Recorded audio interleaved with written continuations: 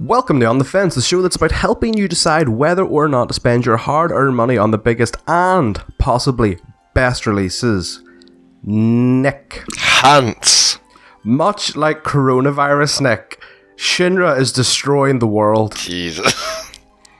But Hans, it's okay, we are being extra safe with a socially distant On the Fence. The first ever socially distant On the Fence, full size. Bite size is usually socially distant. Technology couldn't stop us. Coronavirus couldn't stop us. We are here. Ain't no stopping this bash train. This is Final Fantasy VII Remake, and I still can't believe they didn't rename it. No, of course they didn't, Hans. So on the box. Is it going to be Final Fantasy VII Remake 2? Probably. Part 2 for the next one? Electric Boogaloo. Nick, man, I love this fucking opening screen. Well, hi. It's the exact it's so good. But Nick, is the exact same from the first one. Just up-resed and retextured. Yep. But we are looking at probably one of the most highly anticipated games in recent history. Yep. Final Fantasy VII Remake. Nick is taking the lead on this one, and as we have said, instead of doing a bite-sized with all the coronavirus stuff that's going on, we are going to do it properly. Nick is streaming to my PS4, so I'm watching along with him. So if there is any slight delay issues, we will try to edit it out, but we tested this and it didn't seem like there was any massive delay. It didn't seem like it, but you never know with the fact that we're on Skype and recording and a PS4, and internet connection can be shoddy in Northern Ireland at the best of times, so we will try our best. Oh fuck, spoilers, Hans, don't look. Oh, sorry. Spoilers for a game this old. For a 20-year-old game.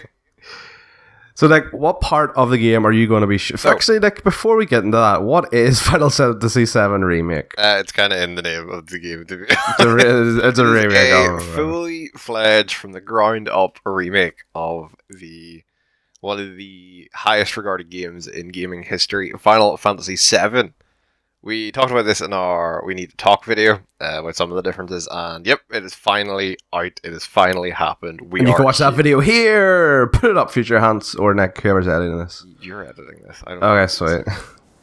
Nick, look at all these people. Yep. So, this is fairly early on. I think this is about maybe 3 or 4 hours into the game.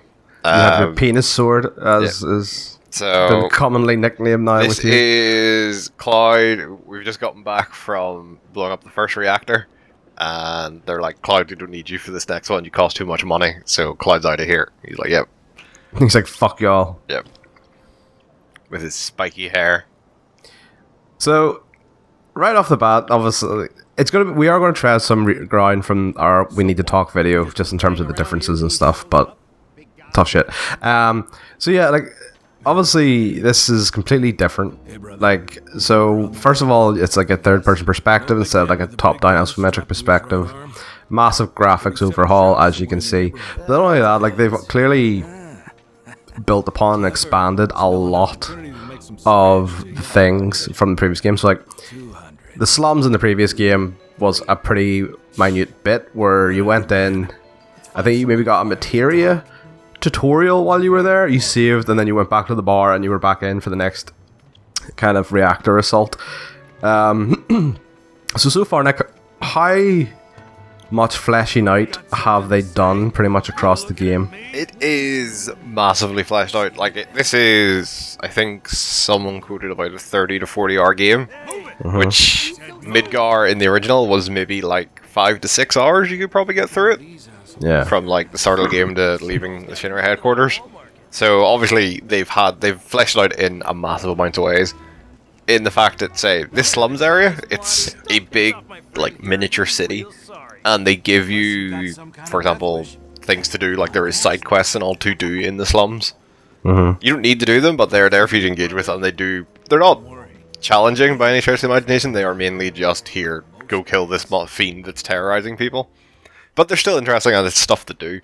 But it's also, in terms of the stuff they fleshed out, is there's more story stuff that they fleshed out, like, as you're escaping the first reactor, like, it cuts some of the stuff that would be revealed later on in the actual original game, like the way Cloud's hometown burned down. They cut back to that in really clever ways, like, as Cloud's walking through the burning city, he starts having, like, traumatic flashbacks to his own hometown burning down, and things like that.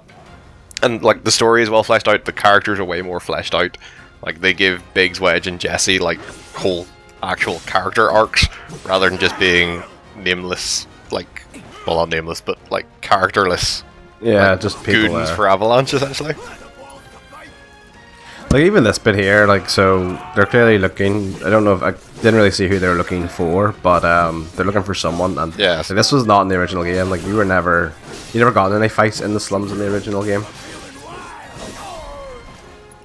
So what is happening here exactly? So essentially, after Avalanche or Barrett's like, no, Cloud, we don't need you for this next mission. Yeah. Cloud goes to leave and runs into these hoodlums who are looking for Avalanche on behalf of Don Corneo. And Cloud's like, nah, I'm not going to rat them out because I'm a dick, but I'm not that big a dick. I may be an asshole, but I'm not that bad.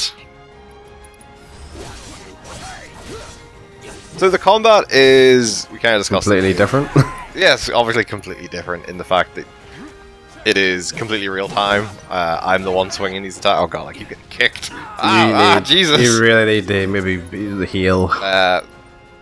Completely real time combat. You do have the ATV from the original game, but all it does in this is essentially gives you this option to pause time and use one of your abilities. So you have your spells here, which you slot in with your materia as you would in the original game. But you also have these abilities which come from the different weapons you unlock and how proficient you are with the weapons. These are not necessarily, like, enemies won't be weak to these, but typically these are very good at filling up the enemy's stagger meter, which you can see beneath their health bars there. So I kind of raised, probably not concerned, but I would say the stagger stuff from the demo didn't really fly with me. How are you finding it so far? Like, have you kind of grown accustomed to it, or do you still think it's like it's unnecessary? I think it's very, like, it gives you, especially for the big boss fight, it stops them being very repetitive.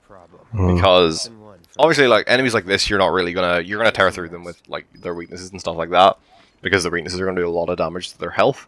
But for the big boss fights, like the Scorpion fight or the Airbuster fight later on, the weaknesses are more for actually building up their stagger meter. And then once you fill their stagger meter, it kind of actually brings up lets you do a good chunk of damage to them, and then lets you fill it, like, hit the next phase of the fight.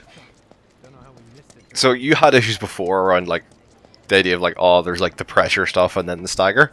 Yeah. Playing it now makes me realize that's not actually that complicated. All pressure is, it's a status. Pressure is just essentially another status effect, where they will take more damage to their stagger gauge. Like, it's not actually a separate bar or anything, it is essentially just another status effect that can be applied. Like poison it's typically or slow applied by or dealing damage so to it's whatever like the poison enemy or is weak slow to. or mute or that sort of stuff then. Yeah. I forgot, I need to go back to my house. So are you just running around doing side quests in the slum area? Yeah, essentially, I got to the slum area and they were like, here, obviously building up the idea that Cloud is a mercenary. Like, Tifa's like, oh, well, I'll introduce you to some people to go, like, do mercenary work for and build some repertoire. So they essentially said, like, you get 6 side quests to do, and I've done them all for now. There's a very limited number, and, like, the next set of side missions I got was in Chapter 8, and this is currently Chapter 3. It's like these big open areas, so you see the slums are at, like, a decent size. Yeah. These come around not that often, to be honest. Like, they are kind of few and far between. For the most part, the game is actually quite linear. Yeah. But other than that, I think it's very cool. The side quest stuff is pretty cool, and here's my favorite character. Thirsty Jessie. Thirsty bitch, oh, Jessie. Yeah, she is definitely thirsty. Psych. Real so this shame is she I want to show die. off this bit because it is something like, this is the sort of stuff I'm talking about. Like, they've completely added new sections to the story. Yeah. So essentially, Jessie is coming to Cloud to be like, here, I need help with something. Something that never happens in the original game, and, like, opens up a whole new, like, section of the game.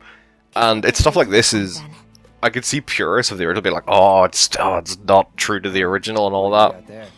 But I actually think it gives the opportunity for one Cloud to be a lot more fully fledged character than he is at the start of Final Fantasy VII, and all these side characters as well. It gives them the chance to be a lot more fully fledged characters. Nailed it in one. Yeah, I mean, like, Ask you to keep all this a secret. if you're having to stretch out It's a personal matter. what was a 5-hour section of the game into a 40-hour game, you can't just go your traditional route with it. You know, you can't just pad it and pad it and pad it, otherwise it does get boring. So you have to add new stuff, and adding new stuff via character development or adding new stuff via actual gameplay and story events. And yeah, that's fine by me, because like, I suppose the other day, as long as it's meaningful, because at the end of the day, spoilers for anyone listening, like, this is like adding character to Jesse and Biggs and Wedge. At the end of the Midgar section, we know why that's going to be important. Because, like, should I say it? I mean, it's a game, like, everyone knows, it's right? It's a 20-year-old game, Hans. Yeah, like, because, like, adding character to these guys, and then they die, and then seeing the effect they'll have on us, the gamers, on Barrett and on Cloud, is, All the time you need. you know, Nothing a woman likes. that helps, because, like, it's very, like, in the original game, during the assault on the tower, that is, what are you doing? Sorry, my menu. Because in the original game, their deaths fall very flat. Yeah.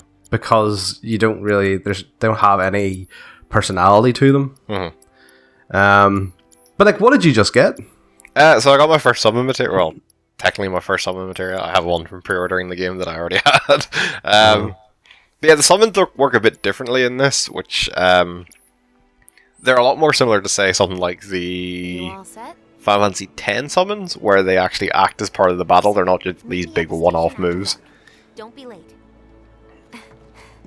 So essentially, what they do is similar to an actual character, is whenever you have a character's ATB gauge filled up, instead of using it on an action for them, you can use it on an action for the summon you have out. But other than that, they will just like kind of sit and attack like you would expect any of the other party members to do.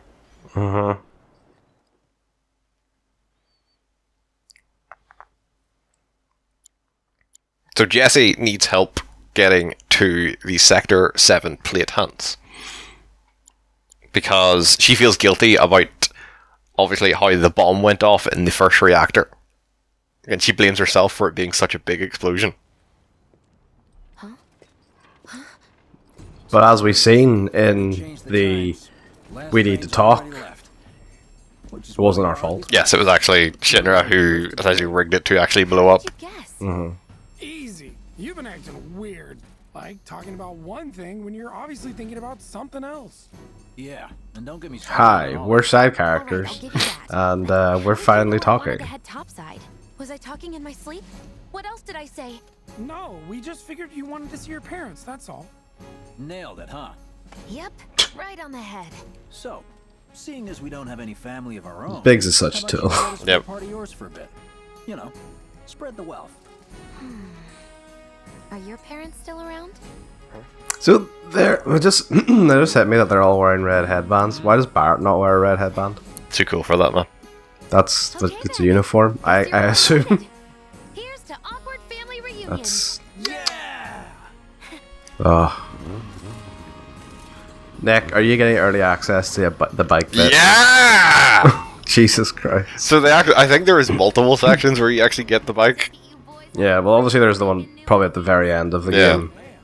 then let's lay down some rubber. I can't think where there would be another one though, other than this side quest, unless it's another side Yeah, quest. they could just have more side quests. Just so you know, I'm not going plateside for the reason they think I am. Look, you saw the way the reactor went up. It was huge, right? Yeah, it was. Like my dick. Like my sword. Yeah, like my big dick sword.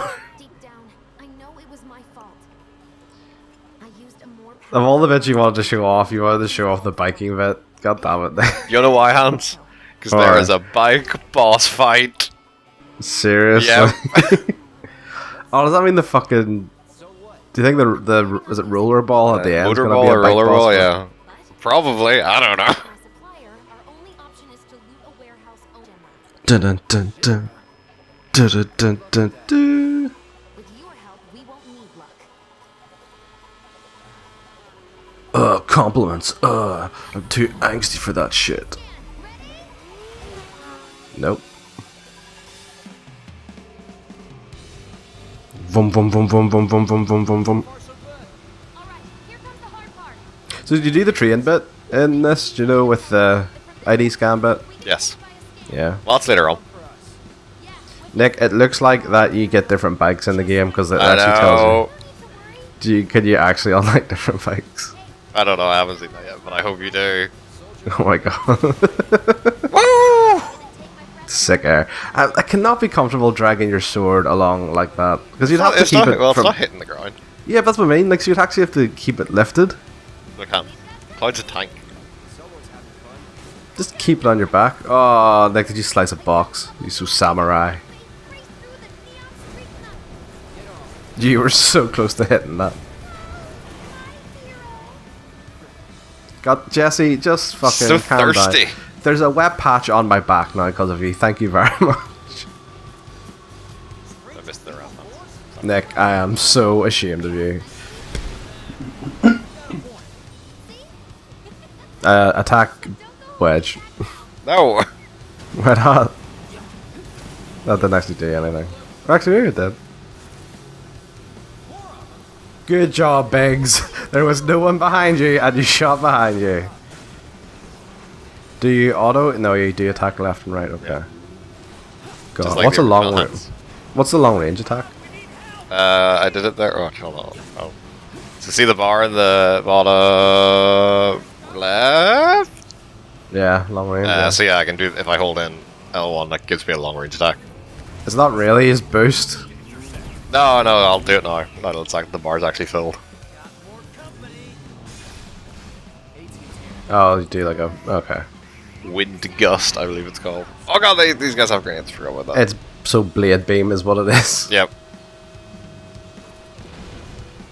I thought maybe Jesse could, I don't know, do something I'm out. other than just be thirsty. Gotta touch Cloud as much as you can. Like, Jesse, throw a punch. Like, I can't. My hands are too busy feeling your abs. No, you got fucked. You got royally fucked.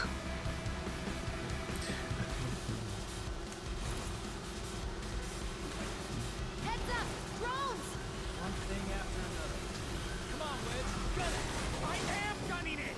So I really like this, and like it makes me wonder like how they'll handle like the snowboarding stuff like in the later games. It's so dumb. Yeah, but it's great. Nick, last I saw you play this, you were close to a infamous Pivotal. point in the game. Groundbreaking. Have you encountered sexy Cloud yet? No, I didn't play it at all yesterday. I wanted to take a break for a day. So this is another example of they've added in new characters. Right. So is this that is the boss fight? Yeah, so this guy is this guy's amazing. Okay. For lack of a better term. he is another soldier, and but he is like way into his bike, like Right, sexually okay. so. And is he like a one-off character, or No, is he recurring? so you face him here, and then when you get to the base that we're trying to get to, you face him again in like an actual like sword fight. Oh, right, okay. But he like walked away from the sword fight, and like as if like he's coming back. He said, I'll be back to hump my bike some more. Wow, his bike just kept going and he didn't. No, stop it! Stop targeting me. Stop doing what you're programmed to do. That's an ex-soldier for you. Next to him, we look like kids on trikes. You're damn right. You're part of that. Maybe. Wow. Maybe Jesse's not the only thirsty one.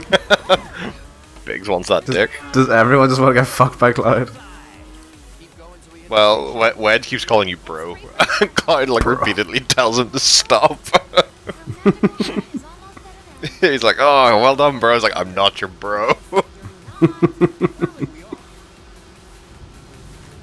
There's something very good about Cloud's dry humor. not over yet. Oh, like they have wee woos on the back of their bikes. Wee woo, wee woo, wee woo. I am 30 years old. Right. This, not gonna lie, this has gone on for quite some time. I feel like the boss fight should have happened by now. Soon. I think the boss fight should have happened after you came out of the tunnel. What's going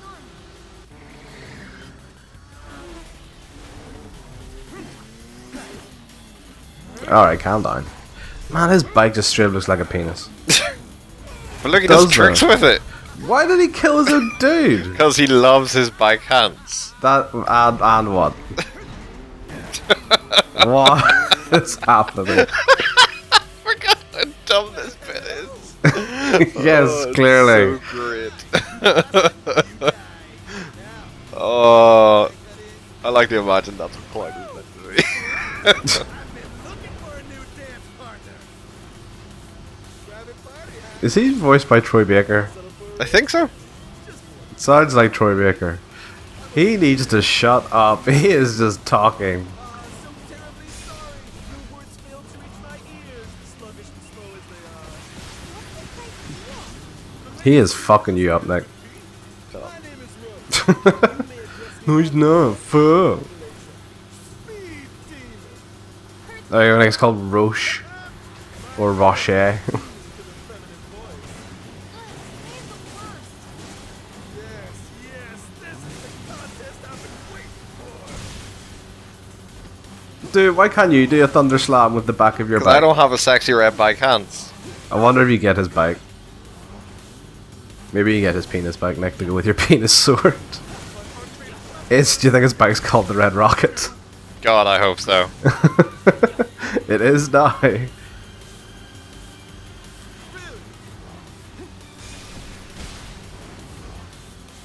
Pew, pew. Don't you dare look away. Your eyes are for me. Oh god. Oh, you Not the attack I thought he was gonna do. Oh. So, I do... They've You can't done... guard, you know that, right? You haven't Oh got yeah, I guard- forgot you can guard on the Jesus bike. Christ, Nick! The, Ah! I was like, they've done a lot of really interesting things with a lot of the boss fights in this. So like, obviously the Scorpion boss fight is kind of standard, for lack of a better term. Yeah, but it's the first one. Yeah. So, but like the Airbuster fight is really cool because on the build up to it, you actually Heidegger comes on like the fucking weird hologram stuff he has, and he's like, "Oh, we got this Airbuster that's gonna bust you." Bust your air. And then it's like, nah, it's only 60% complete, dude. Stop doing this. And as you're like going up to like the triangle or like the T-shaped walkway. Oh god. Jesus, I need to Nick, learn hit to any br- I other need to thing that's learn to not brake. thunder. You're actually, you go through like the rooms that are like trying to like frantically get it ready for the boss fight. And like as you're going through, it's like, oh, do you want to remove like an AI core? Do you want to remove one of its bombshells? And things like that. And it actually like what you do in those says like, alright, if you remove all its bombshells, it can't do one of its big massive moves. Or like if you remove all the AI cores, it's actually slower to react and move around. Mm-hmm. So like they have changed up boss fights in really cool ways like that, and the Airbuster fight itself is actually really fucking cool. Mm. It kind of like, so I was thinking about this a couple of days ago when I first bought the game. Like, if they had just straight up remade Final Fantasy VII, like turn-based combat and all, so obviously still like add, you know, like extra story beats and stuff like that to flesh it out. But if they kept the combat system pretty much identical, maybe modernize it a wee bit, similar to like how, you know, like Bravely Default and all did, or even how the PS4 re-release did. Do you think it would be as? Do you think more people or less people would kind of bought it, or do you think it'd be roughly the same? Or I don't think it would be as big if they just went with a straight up RPG again. I think part of what makes this really cool is they have actually modernized it in a really interesting way and done a really good job of modernizing it. yeah, Like, just doing the same thing again with an RPG would have just felt like... It just would have... That style of JRPG is very niche these days, for lack of a better term. Like, you don't see Yeah. a lot of, like, especially compared to what it used to be. Like your standard ones these days are kind of just like, in terms of big names, like just kind of like Dragon Quest and Persona. Like everything else is kind of either fallen by the wayside or they're just not that big a name and like they're not those big a series. And like I feel like if even Final Fantasy hasn't been like standard RPG in like what, since 10 probably. Yeah, probably. So doing that would have felt, I feel like, very regressive, whereas this feels like a really cool modern take on what was a classic game. Yeah, like, because that was kind of my follow-up question. Like, do you feel like the days of big turn-based combat releases is kind of past us now? It's like you said, the last big one really, so Dragon Quest kind of keeps doing that. Because as far as I know, Dragon Quest has kind of always been like that. But then Dragon Quest is nowhere near as big a release, you know, compared to, you know, say this, you know, which would have been like over here, I feel like, yeah, you're correct, but like Dragon Quest is still massive over in Japan, and even like Dragon Quest 11, which came out here a year or two ago. Yeah, and like had the Switch re-released like late last year, was really, really highly regarded, and I have played like the first 10-15 hours of it, and it's really fucking good. But like, it's just the fact that those type of RPGs have kind of just fallen by the wayside a little bit. You made it by the skin of your teeth, if we're being honest. and then like I suppose then the other thing on that, all right, now you're literally humping him, Jesse. Just chill the fuck. The like even like sort of Persona, like so like the combat and that, it's good, and like I think like I do really enjoy Persona's combat, but I don't go to a Persona game for the combat. I go for the story because it's such a unique. Yeah, like if a Persona game was setup. just the combat, they wouldn't be as popular. Like part of the appeal of this Persona game is like the weird slice of life Japanese high school stuff. Yeah, like and like the story, like because of the different world setups and. Yeah, like that sort of aspect. Because yeah, like if you think of like modern, like other like releases, like that are like kind of go on those routes of like still turn based, like Octopath Traveler, Bravely Default, you know, those sort of games, but they're not massive releases. Like, and I really enjoyed Octopath Traveler for the most part, but it does feel like you said, turn-based strategy has become so niche now. Yeah. Like, and maybe I'm wrong, but Square Enix does produce Octopath Traveler. Yeah, like they are the publisher. And Bravely Default. Yeah.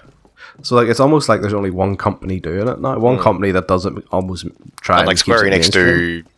Pretty sure they do Dragon Quest as well.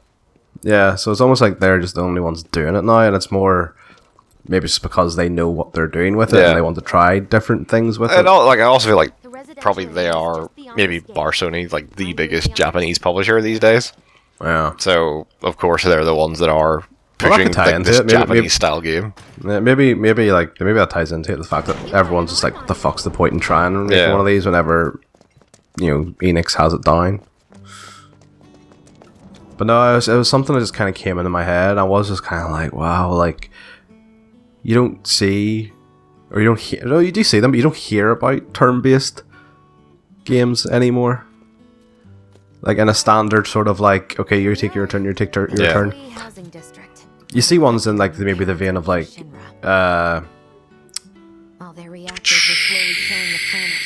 Fire Emblem, but they're more strategy because obviously you're on a battleground. Like that's more of a tactics game in the vein of like say Final Fantasy Tactics or something else that's slipping in my head. Chroma Squad. Did you? Yeah, check out our game club when that comes out. Nick, is there anything else you would like to show us? This bit, there's a little bit off, like there's a little bit next here that is just like fleshes out, like it goes into. It's cool foreshadowing compared to like what else is in the game of like you're going to Jesse's house and you learn more about Jesse. Yeah. But even like there's foreshadowing here about what like Cloud's actual fate is and things like that, which I think is just really well done, and it makes like these added story bits feel so like important to the overall story. Like if you're coming in this and don't know the story of Final Fantasy VII, Like, I feel like you get just as much out of these bits as you do with, Cloud? like, say, someone like us who knows what actually happens and, like, what the whole story of Final Fantasy VII is.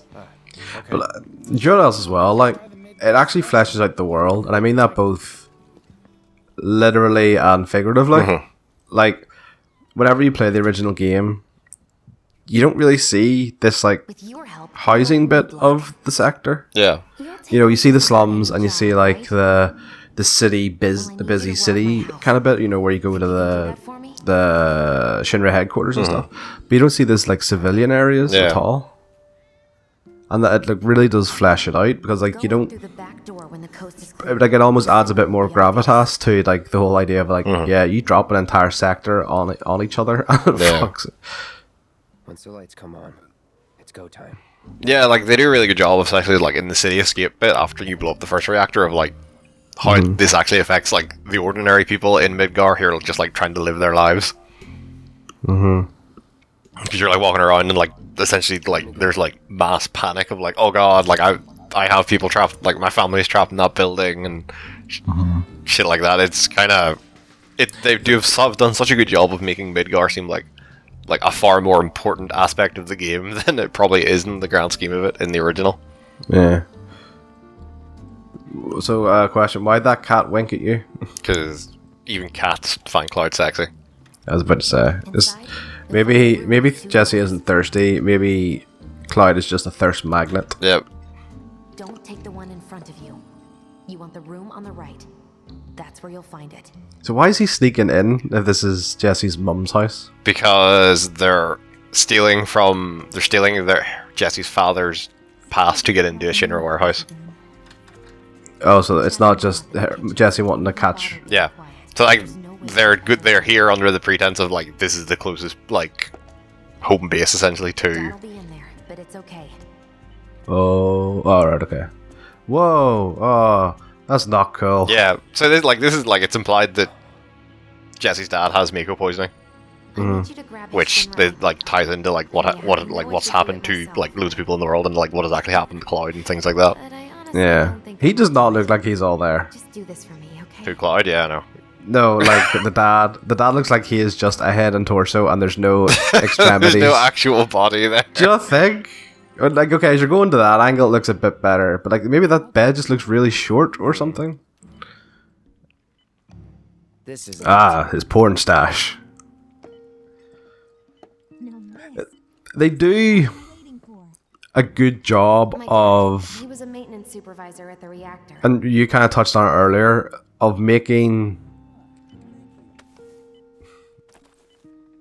the Avalanche guys Thanks. do bad things for a good cause. Yeah. Because this is a wee bit dark. Yeah. Do you know, you're stealing the idea of someone who's probably dying, and like Jessie is maybe not faking the idea of seeing her mother, but she's definitely tricking her mother to do this, to try and help. They're good anti-heroes, probably is a good way to describe them. They make them actual anti-heroes in this. And maybe it's just because, you know, they're actually people instead of just polygons this time.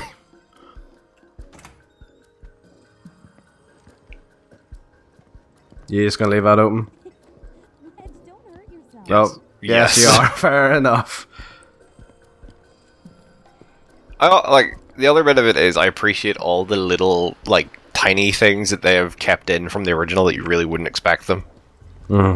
So like later on when you meet Aerith, like When are you going to give up? her mother tells like Cloud you need to leave in the middle of the night, like you shouldn't be involved with Aerith, like I don't want to endanger her.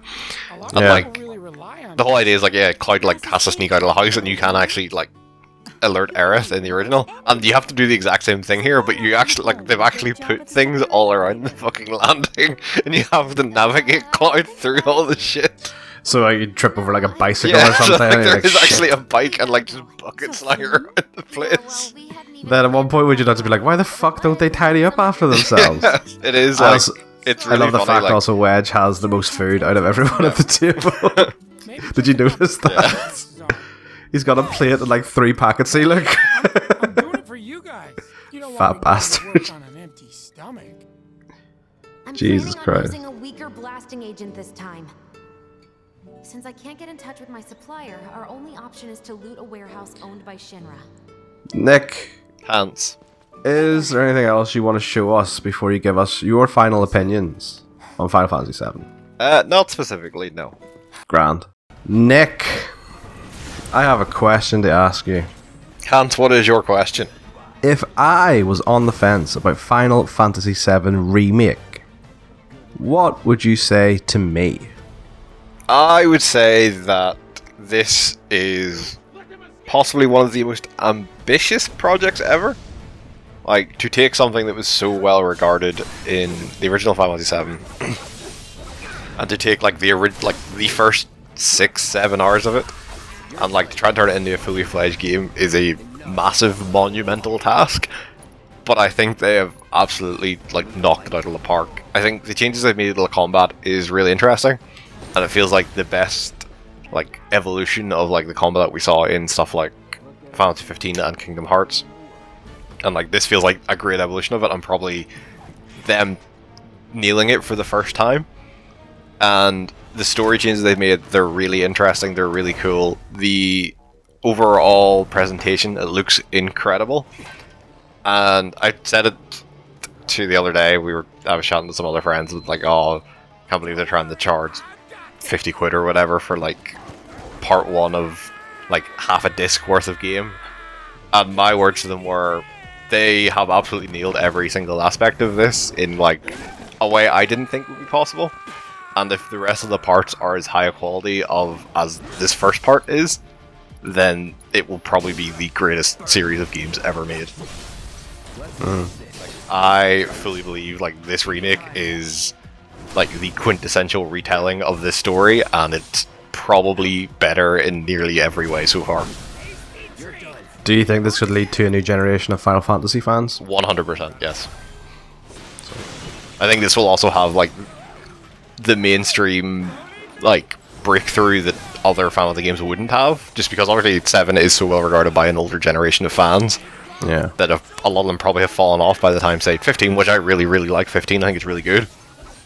But 7 will have the breakthrough that the whole generation of older fans will probably get back into it and be pushing that, yeah, this is awesome. Like, look at how fucking great this is. Yeah, they seem to have really kind of, like, you think about it, was it 13 was kind of like, that was one with lightning and stuff. It was kind of like not as well received. It was kind of like a downturn almost in the Final Fantasy franchise. Like, but 12 felt like a falling off point for a lot of people. Like, in terms of not counting the MMOs, because 11 and 14 are their own weird things. But 12 felt like a falling off point because it came out so late on the PS2. Yeah. And then at that point, I feel like you lost a lot of fans because and then 13 took ages to came out in the first place. And then they stuck really with it for like 2 ground, extra games, which is a bit weird. Like, they started with 13.2 and 13.3. So it feels like this built it back up, yeah. Yeah, 15 obviously got some like people back into it because people really liked it. But I feel like 7 will have the nostalgia aspect of it's one of the greatest games ever made being remade, and that will push a lot of people towards it. And just that, like, it is just so well remade and retold, and everything about it is top fucking notch. Yes, to say, like, I'll say I've only ever really played the demo. I haven't really gotten properly into the game yet. But yeah, I tend to agree with pretty much everything you said there. So, that was Final Fantasy VII Remake, currently available on PS4 as a timed exclusive. And then I don't know. Like, they haven't actually said if it's coming out to any or like if the Xbox or the PC. Well, I would hedge my bets and say it probably is. Why? Because rumors, Nick. Yeah, but Sony never released their first-party games, or well, their exclusive games. Right. This is recorded and going onto the internet. Yes. Yeah. So we can easily go back. We don't need a witness. We'll have 6 people as witnesses. £7 bet for Final Fantasy VII. Get it? £7 that it gets released on at least the PC. Maybe not Xbox, but at least the PC. I wouldn't see it getting released on PC because I reckon. Well, not until the full thing is out. Because I reckon £7. Yeah. Deal or no deal? Deal. Sweet. You heard it here first, folks. This is officially became a brawl, a Bash Bros brawl. But it is currently on PS4, available for 50 big ones. And if you were smart like Nick and took advantage of the delivery services being fucked, you would have got it early. Yep. So hey ho. I've had this game for like nearly a week. Thank you very much, Nick, for joining me and taking me through this fun-filled, nostalgic adventure. No problem.